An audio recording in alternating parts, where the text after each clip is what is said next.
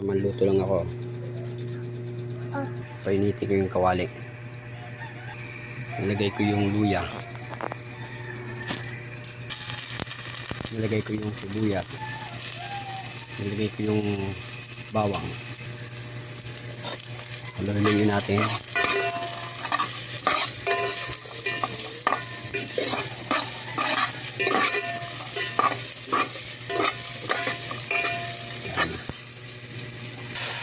Nilagay ko na yung manok. Haluin natin para maano siya. Bigyan natin paminta para may lasa konti. Pagkailangan ilang minuto, halu-haluin ko. Ayan na. Lagay ko yung oyster sauce.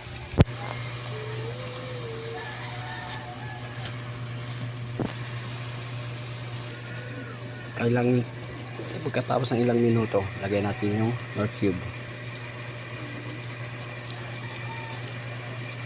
Yan po.